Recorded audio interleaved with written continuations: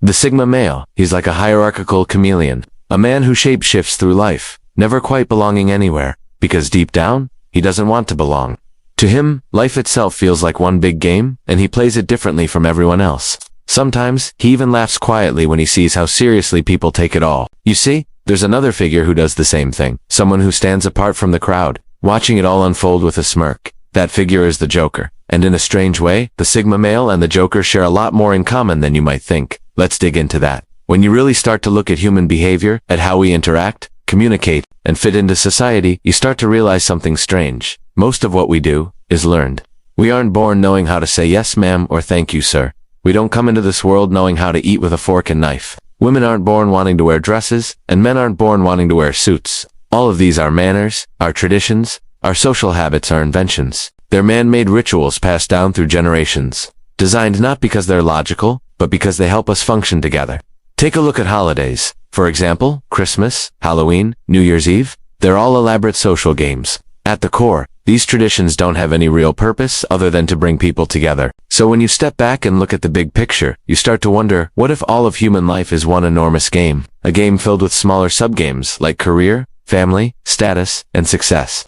The moment we're born, we get handed a rulebook. We're told how to behave, what's right, what's wrong, what's expected. We're taught morals, ethics, manners, traditions, and we're retold that following these rules is the only way to make it in society. The game has a script, and the script goes something like this. Go to school, finish high school. Go to college, get a job, get married, have kids.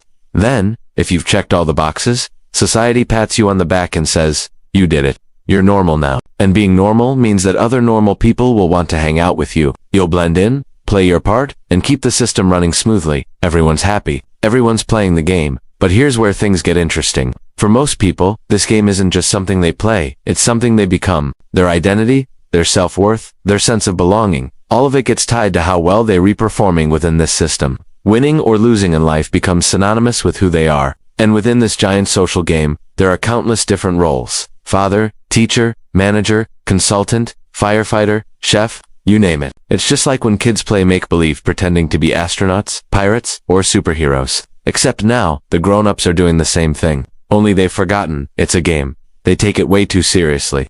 Just take a scroll through LinkedIn.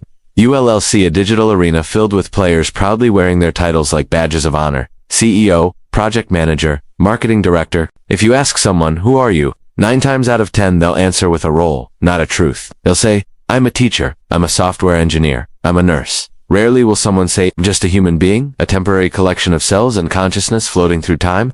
Roles help us define our place in the grand play of society. They show others where we stand in the hierarchy, who's above, who's below, who's successful, and who's struggling. But then, there's that one person who doesn't buy into it. That person is the Joker. The Joker stands on the outside of the system, looking in.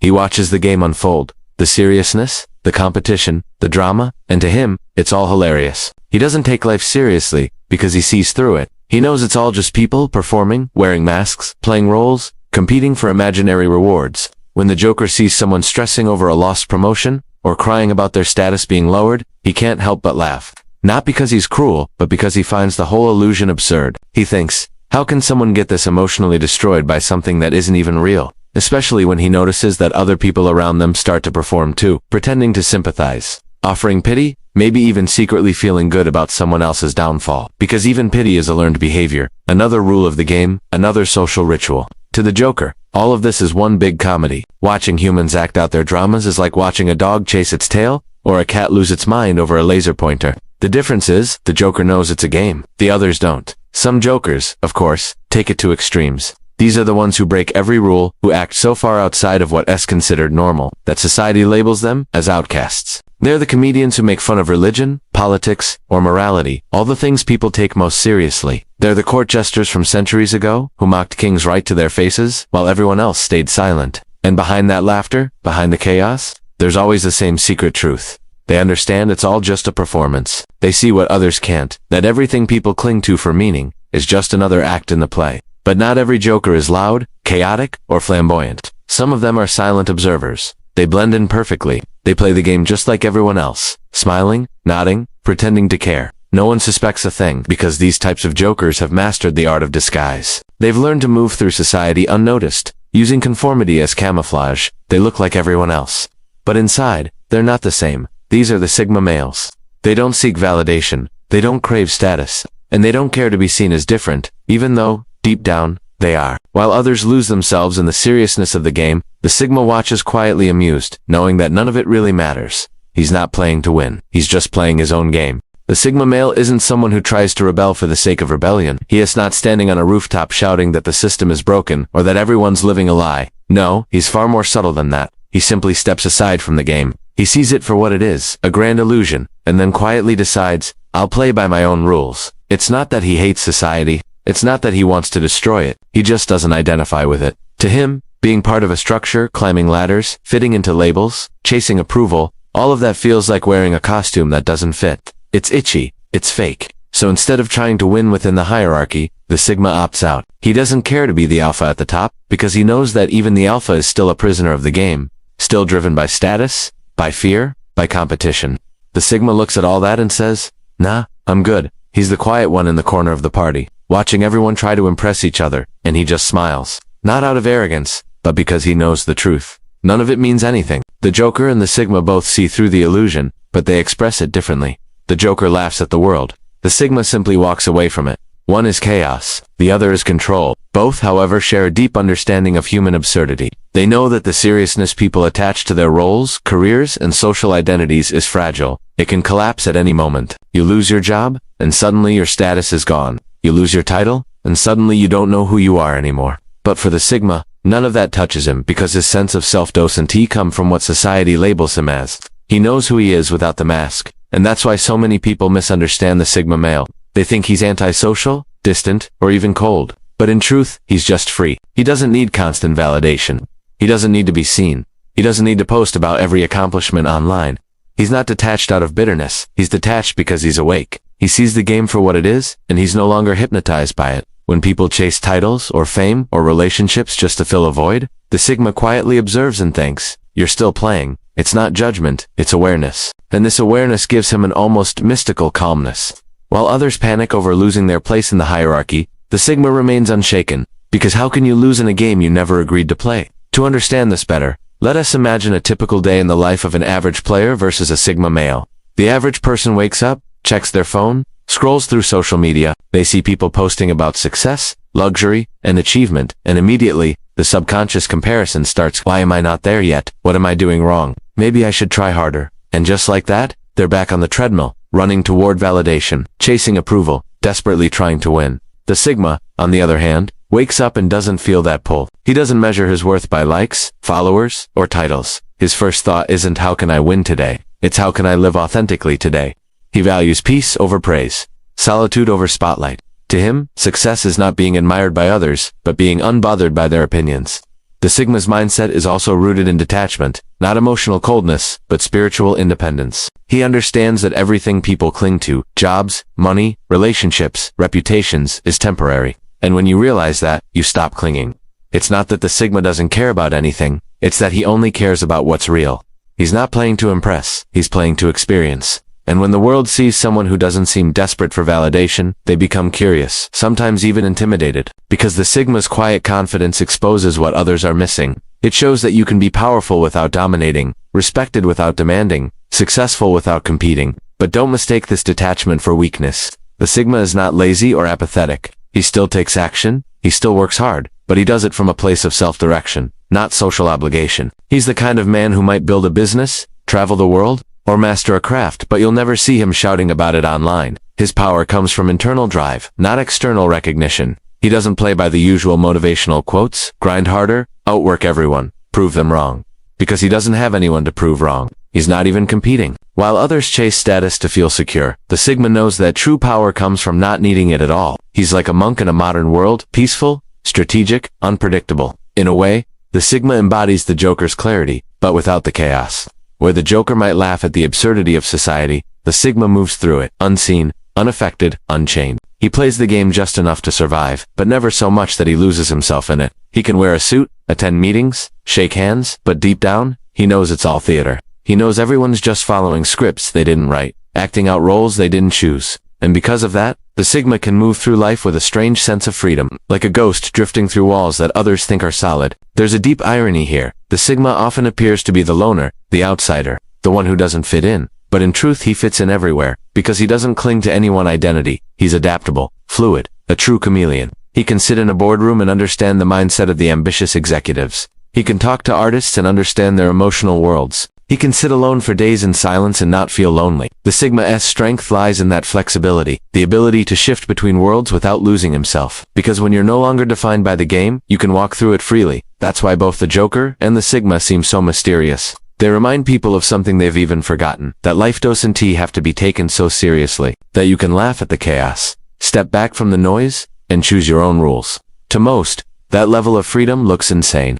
But to the Sigma, it's the only kind of sanity that makes sense. The Sigma male lives in a world full of noise, but he has mastered the art of silence. While everyone else is shouting to be heard, to be seen, to be validated, he speaks only when necessary. And when he does, people listen not because he demands attention, but because his words carry weight. That's the paradox of the Sigma. He's quiet, but powerful. Detached, but deeply aware. Alone, yet never lonely. He doesn't reject society because he hates it. He simply recognizes that society's structure is a game board, and most people don't realize they're pawns moving in someone else's design. To him, hierarchy, popularity, success, these are just levels in the simulation. And like a master gamer, he can participate without ever forgetting that none of it is real. You can spot a Sigma not by how he looks or talks, but by how he moves through life. He doesn't react, he observes. He's not easily impressed by titles, wealth, or fame, because he knows how hollow those things can be. He has seen the person who finally gets the promotion they've always dreamed of only to realize the emptiness that follows. He's seen the influencer with millions of followers who still feels like no one understands them. And he's seen the so-called loser who lives quietly, happily, with no need for recognition and thought. That person might actually be free. To the Sigma, success isn't measured in numbers, followers, or luxury. It's measured in freedom of mind. That freedom gives him an aura that others can sense, even if they can't explain it. When a Sigma walks into a room, he doesn't need to announce his presence. His calmness does it for him. There's no tension, no desperation to prove himself, just a grounded confidence that draws curiosity. People are intrigued by him because he's unpredictable. You can't control someone who doesn't crave your approval. You can't manipulate someone who doesn't need your validation. The Sigma doesn't fight for dominance like the Alpha, nor does he submit like the Beta. He stands beside the system, not within it.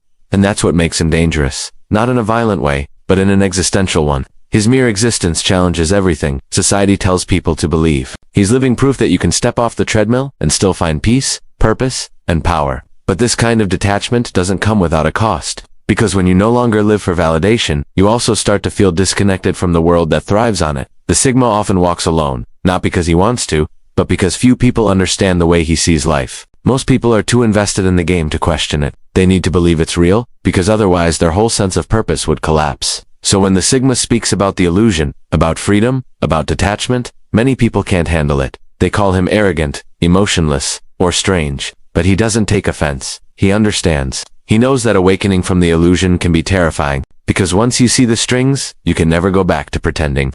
This is where the Sigma and the Joker differ again. The Joker laughs because he finds the illusion ridiculous, and sometimes, he wants to destroy it. He wants to expose the hypocrisy, to force others to see what he sees. But the Sigma, he doesn't want to destroy anything. He knows that chaos isn't the answer. He knows that some people need the structure, the illusion, the game, because without it, they'd fall apart. So instead of trying to wake everyone up, the Sigma simply chooses to live differently, quietly, intentionally. He becomes a living example of freedom, not by telling, but by being. And that's what makes him a kind of modern philosopher, even if he doesn't call himself one. He understands that identity is fluid, that roles are masks, that status is temporary. He sees that most people are locked in an endless cycle of trying to prove their worth to bosses, to friends, to strangers online, and he opts out of that loop. He doesn't play for applause. He doesn't seek to be remembered. He just seeks to be authentic, because in authenticity, there's peace. And in peace, there's power. In many ways, the Sigma represents the evolution of masculinity, or maybe even humanity itself. He's not defined by dominance or submission, by strength or sensitivity. He's defined by awareness, by the ability to see beyond labels, beyond competition, beyond ego. He can adapt to any environment because he isn't bound by one. He can talk to anyone, yet he doesn't need anyone to validate him. That's why he's the chameleon of the hierarchy, blending in when he must, standing apart when he chooses, and never being trapped by either. The Sigma's laughter is quieter than the Joker's, but it comes from the same place. From the realization that life doesn't have to be taken so seriously. When he sees someone stressed about social status, or obsessing over image, or crushed by failure, he doesn't mock them, he just smiles knowingly. He's been there. He understands the pull of the illusion, but he also knows there's a way out, a way to live without needing the world's approval. So, what can we learn from the Sigma male and the Joker? Maybe that the secret to peace isn't in winning the game, but in seeing the game. Maybe that the key to happiness isn't in control, but in detachment. Maybe that freedom isn't about changing the world, but changing your relationship with it. Because when you stop needing things to be a certain way, when you stop chasing validation, when you stop defining yourself by the scoreboard, that's when you truly become untouchable. The Sigma male doesn't reject humanity. He just sees it with clear eyes. He understands that the structures we live by, the jobs, the roles, the expectations, are temporary creations. Useful, maybe, but not ultimate truths. He moves through them like a traveler passing through towns, respectful of their customs, but never mistaking them for home. And when he laughs, quietly, it's not out of cynicism, it's out of compassion, because he knows that someday, everyone will realize the same thing. That life, for all its seriousness, is still just a game. And the only real way to win is to stop playing by someone else's rules.